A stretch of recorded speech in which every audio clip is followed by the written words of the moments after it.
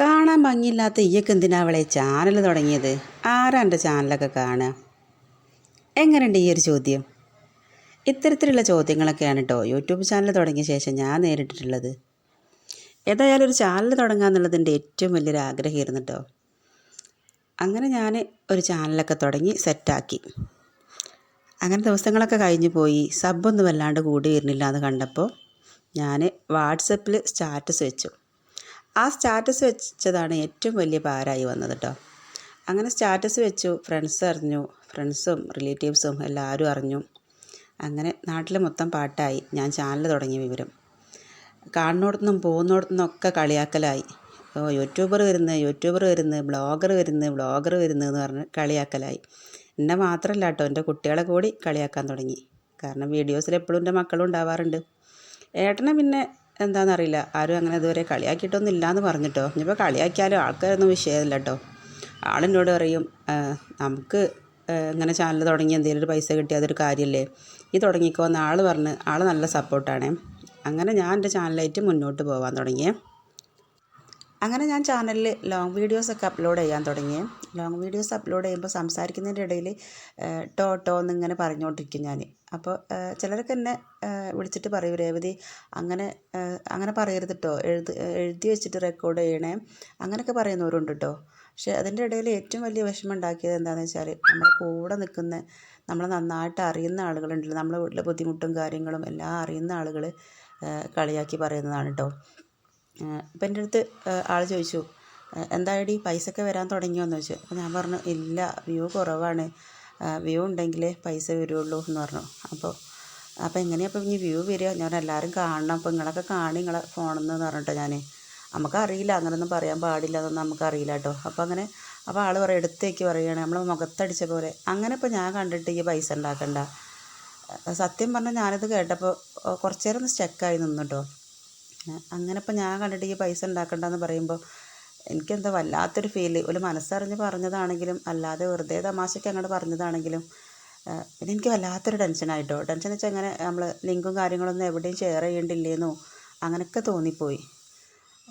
അങ്ങനെ ഞാൻ ഒരുപാട് ടെൻഷൻ അടിച്ച് നിന്നു. ഞാൻ ഏട്ടൻ്റെ അടുത്ത് ഇങ്ങനെ പറയുകയും ചെയ്തു, ഇങ്ങനെ ഒരാൾ എൻ്റെ അടുത്ത് ഇങ്ങനെ പറഞ്ഞു എന്ന് പറഞ്ഞപ്പോൾ ഏട്ടൻ പറഞ്ഞു, ഇങ്ങനെയൊക്കെ സങ്കടപ്പെടാനാണെങ്കിൽ ഈ ചാനൽ ഇപ്പോൾ തന്നെ നിർത്തി ഇവിടെ തന്നെ സാധാ പോലെ തന്നെ നിന്നോ എന്ന് പറഞ്ഞു. പിന്നെ ആൾ പിന്നെ നല്ല മോട്ടിവേഷൻ തരുന്ന ഒരാളാണ്, എല്ലാ കാര്യത്തിനും കൂടെ നിന്ന് സപ്പോർട്ട് ചെയ്യുന്ന ഒരാളാണ്.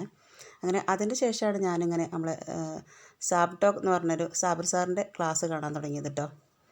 അങ്ങനെ ആ സാറിൻ്റെ ക്ലാസ്സിന് ശേഷമാണ് കേട്ടോ ഞാനിപ്പോൾ ഈ ഒരു പുതിയൊരു ചാനൽ തുടങ്ങിയിട്ടുള്ളത്. ഈ ഒരു ചാനൽ ഞാൻ പഴയ ചാനലിനെ പോലെ ലിങ്കോ കാര്യങ്ങളൊന്നും ആർക്കും ഷെയർ ചെയ്യുകയും ഒന്നും ചെയ്യാണ്ടാണ് കേട്ടോ ഈ ഒരു ചാനൽ ഇപ്പം മുന്നോട്ട് പോയിക്കൊണ്ടിരിക്കുന്നത്.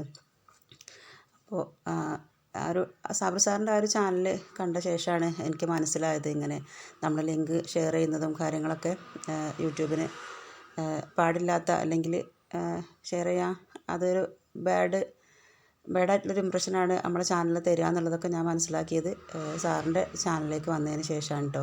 അപ്പോൾ സാറിനോട് ഒരുപാട് നന്ദിയുണ്ട്. എന്നും സാറിനോട് ഒരുപാട് കടപ്പാടുണ്ടായിരിക്കും. കാരണം നമുക്കറിയാത്ത കാര്യങ്ങളൊക്കെ നമ്മൾ പഠിച്ചെടുത്തത് സാറിൻ്റെ ഒരു ചാനലിൽ നിന്നാണ് കേട്ടോ. അങ്ങനെ ഇപ്പോൾ ഇതാ നമ്മളെ ചാനലിൽ 50ഓളം സബ്സ്ക്രൈബേഴ്സ് വന്നിട്ടുണ്ട്.